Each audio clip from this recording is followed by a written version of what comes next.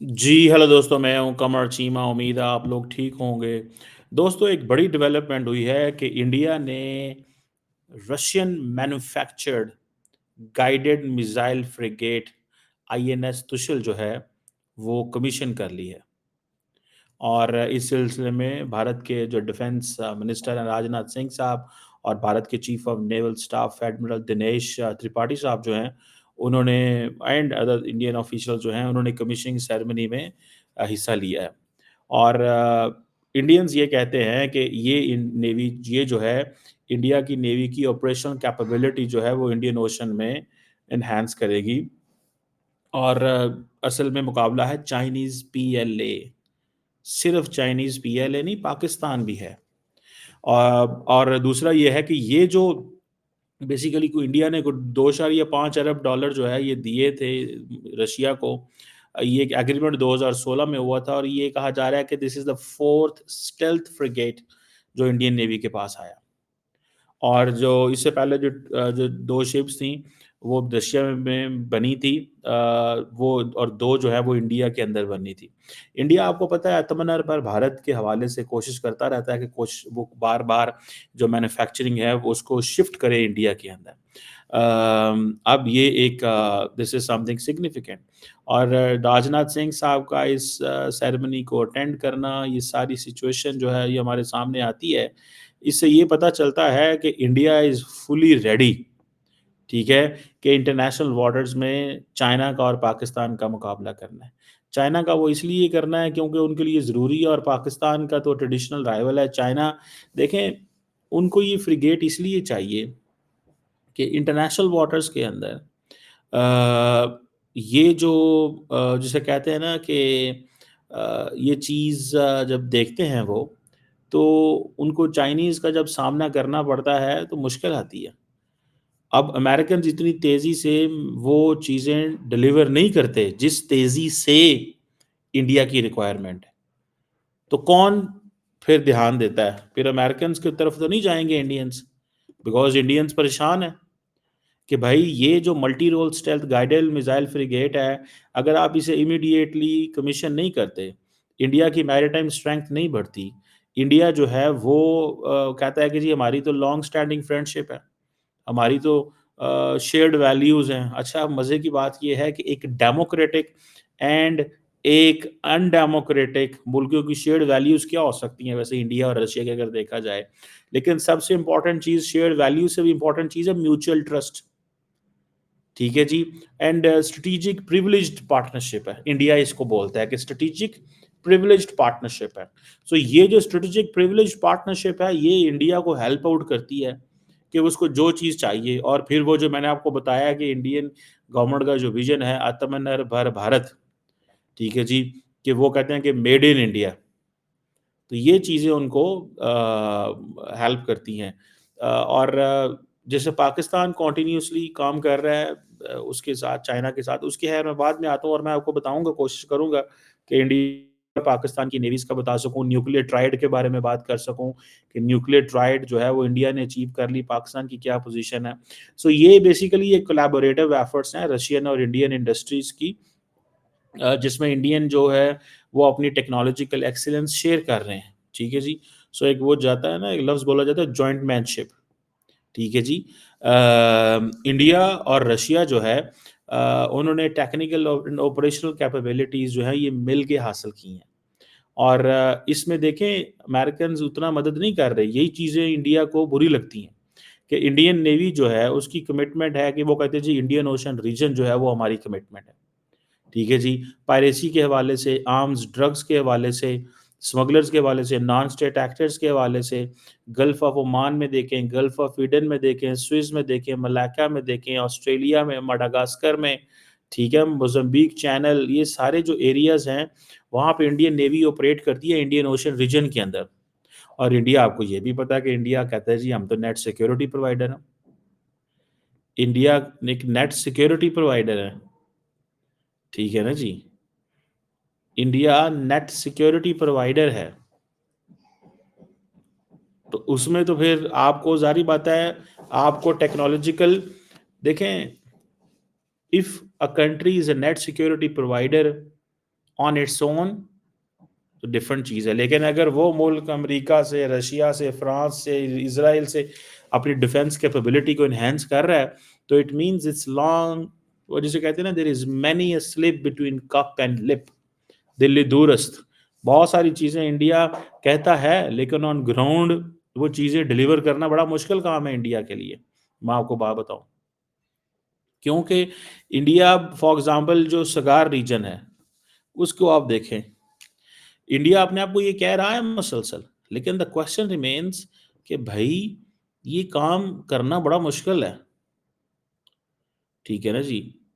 और ये जो आर्टिफिशियल इंटेलिजेंस है, साइबर सिक्योरिटी है, स्पेस एक्सप्लोरेशन है, ये सारी की सारी चीज़ों में इंडिया को कॉन्टिन्यूअसली डिपेंडेंट है और मुल्कों का।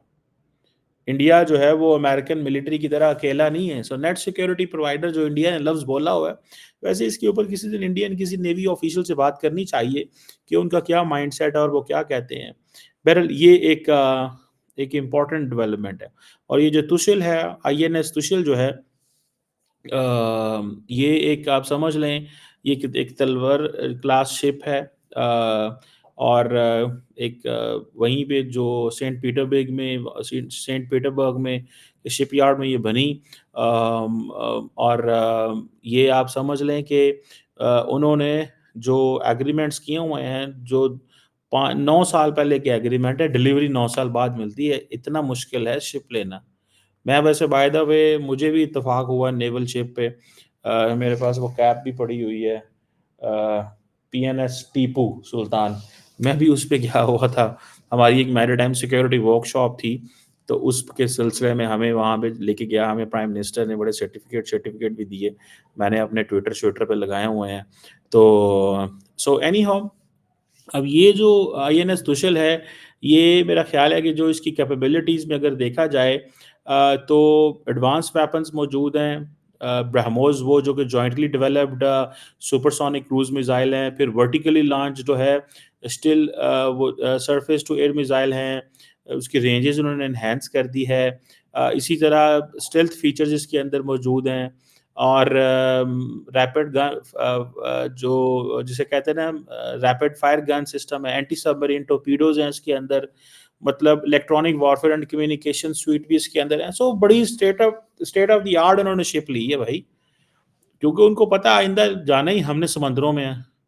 सो जो अमेरिकन्स इंडिया को कहते हैं कि जो तुम ले रहे हो ना रशिया से, रशिया तुम्हारे साथ नहीं खड़ा होगा, बिकॉज़ रशिया की जो ग्लोबल उसको जो सपोर्ट मिलती है, वो चाइना से मिलती है। अच्छा, ये बात में बड़ा वज़न है कि रशिया को जितनी भी सपोर्ट मिलती है, वो सारी चाइना से मिलती है, जो पॉलिटिकल, डिप्लोमैटिक, इकोनॉमिक। तो कल को रशिया जो है, देखें, मैं इसको थोड़ा आपको बताऊँ। द मोमेंट जब आप you consider yourself that we can lead 125 nations in the world as a as a leader of the global south, India के लिए चैलेंज ये है कि उसने कैसे अपनी स्ट्रेंथ को एनहांस करना है, अपनी कैपेबिलिटी को कैसे एनहांस करना है, ठीक है जी? और वो कैसे एनहांस करना है? वो इस तरह एनहांस करना है कि भाई साहब, आप इस चीज़ को अंडरस्टैंड कर लें कि अगर इंडिया तो बहुत बड़ी पावर है ना, ठीक है? लेकिन अगर आपकी कंटीन्यूअस डिपेंडेंस फॉरेन पावर्स पे है, तो you may not be comfortable. India के पास इंटरकॉन्टिनेंटल बैलिस्टिक मिसाइल्स हैं, इंडिया की न्यूक्लियर ट्राइड है, सारा कुछ है, लेकिन दे आर स्टिल डिपेंडेंट, क्योंकि उनको बाहर से चीज़ें लानी पड़ती हैं, बाहर से चीज़ें लानी पड़ती हैं। और अगर आप पाकिस्तान और उनकी नेवल कैपेबिलिटी का अंदाज़ा लगाएँ, बजट एंड इकोनॉमिक डिस्पैरिटी बहुत ज़्यादा है। पाकिस्तान पाकिस्तान नेवी की इकोनॉमिक गैप बहुत ज़्यादा है। इंडिया का डिफेंस बजट कितना है? 74 बिलियन, 5-6 बिलियन डॉलर्स, ठीक है जी। पाकिस्तान का बजट कितना है? कुछ 6-7 अरब डॉलर है। ये जो बजट की डिस्पैरिटी है, सबसे बड़ा तो प्रॉब्लम यही है। ना हम नेवल प्रोक्योरमेंट वो कर सकते हैं, ना हम मॉडर्नाइज़ेशन कर सकते हैं, ना हम वो चीज़ें देख सकते हैं। इंडिया की मैरीटाइम पावर जो है ना, उसका बहुत बड़ा साइज़ है। मैं देख रहा था कि इंडिया के पास जो कार्गो शिप्स हैं, they are more than 1800, Pakistan के पास सिर्फ 12, सुबहान अल्लाह। इतना तो हमारी हुकूमत के काम है। एज ऑफ 2024 जो इंडियन नेवी की जो बोट्स हैं वो तकरीबन 294 वेसल्स का एक फ्लीट है। एडवांस सरफेस शिप्स हैं, डिस्ट्रॉयर्स हैं, फ्रिगेट्स हैं, कॉर्वेट्स हैं, सबमरीन्स हैं, बहुत कुछ है। जो पाकिस्तान नेवी का जो फ्लीट है वो 114 वेसल्स का है, जिसका प्राइमरी फोकस है कोस्टल डिफेंस, ना कि पावर प्रोजेक्शन। बिकॉज पाकिस्तान ने पावर प्रोजेक्शन क्या करनी है, पाकिस्तान तो कोशिश कर रहा है कि हम उस सारी की सारी ट्रेड जो है उसको सेव कर सकें। This is what the target, this is what is the target for the Pakistan. Pakistan के लिए जो टारगेट है वो ये है कि हम जैसे तैसे जो भी हो अपनी ट्रेड को सिक्योर करें, ये हमारी वो है। ठीक है जी। देन आप चले जाएं एयरक्राफ्ट कैरियर, पाकिस्तान के पास तो कोई एयरक्राफ्ट कैरियर नहीं है। इंडिया के पास ये बड़ी डिस्टिंक्शन है इंडिया की। ठीक है जी। इंडिया के पास दो एयरक्राफ्ट कैरियर्स हैं, तीसरा आई थिंक उनका चल रहा है। एक उन्होंने आईएनएस विक्रांत इंडिजिनसली बिल्ड किया है, इसी तरह उनके पास एक आईएनएस विक्रमादित्य है। और ये कैरियर जो है, जारी बात है, इंडिया की एयर पावर भी इससे शो होती है, एंड स्ट्रेटेजिक एडवांटेज भी पाकिस्तान के ऊपर है। और इंडिया का जो स्टेटस है as a blue water navy वो भी इससे एनहेंस होता है। So this is something very significant in that direction. So हम जो है वो we don't have, there is an absence, हमारी एबिलिटी नहीं है, हम उस तरह ऑपरेट ही नहीं कर सकते। सो हम इमीडिएट वाटर्स में ज़्यादा इंटरेस्टेड रहते हैं। मैंने जब रिसेंटली पाकिस्तान के टॉप नेवी ऑफिशियल से सवाल किए, तो हमने अपने जो ऑपरेशन है अपने आप को महदूद रखा हुआ है, लुकिंग एट कि हमारा जो नेशनल ऑब्जेक्टिव क्या है। हमारा नेशनल ऑब्जेक्टिव ग्रेट पार कंपटीशन नहीं है, हमारा जो नेशनल ऑब्जेक्टिव है पार प्रोजेक्शन नहीं है। हमारा प्रोजेक्ट प्रॉब्लम जो है that is to defend our own maritime waters. ठीक है जी। और इसीलिए हम ज़्यादातर लैंड बेस्ड जो एयरक्राफ्ट हैं वो उसमें ज़्यादा हैं, तो जिसकी वजह से हमारी जो ऑपरेशनल फ्लेक्सिबिलिटी जो है वो उतनी नहीं है। फिर आप देखें सबमरीन्स, अगर आप इंडिया की देखें, इंडिया की न्यूक्लियर डिटरेंस है, पाकिस्तान की कन्वेंशनल फ्लीट है, बिकॉज वी डोंट हैव ये न्यूक्लियर ट्राइड नहीं है हमारे पास। इंडिया का जो सबमरीन फ्लीट है उसकी एक नेवल सुपरियॉरिटी मौजूद है, और इंडियन नेवी जो है वो ऑपरेट करती है conventional and nuclear powered submarines, जिसमें अरिहंत इनकी एक जो क्लास बैलिस्टिक मिसाइल सबमरीन है, जो कि क्रिटिकल है इसके लिए, उनके न्यूक्लियर ट्राइड के लिए। और इनके पास जारी बात है कि वो स्ट्रेटेजिक डिटेरेंस भी रखते हैं। सो पाकिस्तान जो है वो जारी बात है अपनी कन्वेंशनल सबमरीन्स ऑपरेट करता है, जिसमें वो कहते हैं कि हमारी जो अगस्टा क्लास सबमरीन्स हैं, कोस्टल डिफेंस वगैरह, और स्टेल्थ भी नहीं है, न्यूक्लियर डिटेरेंस कैपेबिलिटी भी उसमें नहीं है। इंडियन न्यूक्लियर उसमें अंदर है, लेकिन पाकिस्तान की जो डिपेंडेंस है चाइना के ऊपर ऑन सबमरीन टेक्नोलॉजी, वो is of paramount importance, and it is a strategic vulnerability, frankly speaking. Strategic vulnerability भी है लेकिन हमारी है भी। ठीक है जी। और दूसरा ये है कि जो सरफेस कॉम्बैटेंट्स हैं, जैसे इंडिया के पास एडवांस वॉरशिप्स हैं, इंडिया की जो फ्लीट है सरफेस कॉम्बैटेंट्स का, वो उसमें आईएनएस कोलकाता है, क्लास डिस्ट्रॉयर है, फिर शिवालिक क्लास है, फ्रिगेट्स हैं, उसके अंदर state of the art sensors हैं, रेडार्स हैं, मिसाइल सिस्टम है, ये सारी की सारी इंडिया के मैरीटाइम बॉर्डर्स को प्रोटेक्ट करती हैं, इंडियन ओशन के अंदर। एंड फिर इंडिया ने अपनी वो सारी की हुई है। एनी हाउ पाकिस्तान भी के पास भी पाकिस्तान ने इंपोर्ट किए हैं चाइना से F-22P जुल्फकार क्लास। ठीक है जी, फ्रिगेट्स। एंड हमने जो एक A-54A फ्रिगेट चाइना से भी ली है। और लेकिन वो टेक्नोलॉजिकल सोफिस्टिकेशन उस तरह नहीं है। पाकिस्तान की जो चाइना के ऊपर सारी रिलायंस है, जैसे इंडिया की रशिया के ऊपर या अपने वो इंडिजन कोशिश कर रहे हैं, हमारी चाइना के ऊपर काफ़ी ज़्यादा रिलायंस है। मुझे ज़ाती तौर पे मेरा ख़्याल ये है कि शायद पाकिस्तान ज़्यादा चीज़ें घर में बना भी नहीं सकता, बिकॉज़ वो कॉस्ट इफ़ेक्टिव नहीं है। So we go for, so India की जो ज्योग्राफी को अगर देखा जाए, तो इंडिया अपनी पोजीशन को बड़ा कमांड, पाकिस्तान अपनी कोस्टल एरिया में लिमिटेड है, अरेबियन सी में। इंडियन ओशन में हम उतना नहीं जाते, लेकिन वैसे हमारे जहाज़ जाते हैं। लेकिन हमारे पास, क्योंकि हमारे पास न्यूक्लियर ट्राइड तो नहीं है, बट हमारे पास उनको पता है वैसे हमारी स्ट्रेंथ क्या है। सो इंडियन ओशन रीजन के अंदर वी लुक आफ्टर पाकिस्तान देखता है अपनी मैरीटाइम ट्रैफिक को, ठीक है? एंड वो क्या करते हैं, वो भाई कहते हैं कि वी आर लुकिंग आफ्टर जो वाइटल सी जो कम्युनिकेशन लेन्स हैं उनको देखते हैं इंडियन ओशन के अंदर, ताकि हम जो है वो सर्विलेंस, लॉजिस्टिक इन इस तरह की चीज़ों में हेल्प कर सकें। सो इंडिया की अगर आप देखें तो देखिए हमारा जो प्रॉब्लम है कि हम टोटली एक्सटर्नल डिपेंडेंसी है। इंडिया की भी एक्सटर्नल डिपेंडेंसी है लेकिन विद इंडिजिनाइजेशन एज़ वेल, ठीक है जी। और इंडिया जो है वो अ, उसकी अगर आप नेवल डॉक्ट्रिन और इस चीज़ों में जाएँ तो वो अपनी जो स्ट्रैटेजिक एक्यूमेन है वो शो कर रहे हैं, वो अपने आप को दिखा रहे हैं कि भाई हम बड़े तगड़े हो गए हैं अब। अब हम वो नहीं रहे जो हम हुआ करते थे। सो एक इंडिया के पास it has a clear maritime dominance, ठीक है जी। एडवांस कैपेबिलिटी है, स्ट्रैटेजिक रीच है, इंडियन नेवी जो है वो डोमिनेंट है।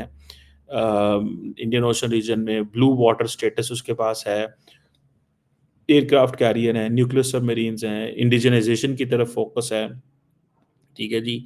इंडो पैसिफिक में देख रहे हैं, पाकिस्तान जो है वो अपनी कोस्टल लाइन को डिफेंड कर सकता है, उतनी फायर पावर उस तरह नहीं है, टेक्नोलॉजिकल सोफिस्टिकेशन और स्ट्रेटेजिक रीच जो है वो एक चैलेंज है हमारे लिए, ठीक है जी। So this is all about इस चीज़ को समझना चाहिए। ये कोई इतना आसान काम नहीं है कि आप ये कह दें कि पायन है हम ये कर देंगे, वो कर देंगे, चौक देंगे, तर देंगे। It is something where we need to pay attention. अब जो न्यूक्लियर ट्राइड की मैं बात कर रहा था, this is basically a three pronged military force structure होता है। लैंड बेस जो आपके पास मिसाइल होते हैं, आईसीबीएम्स होते हैं and all that, air force, navy and all that. And फिर हमारे पास जो है वो अम, हम नेवी में इसमें थोड़े से पीछे हैं।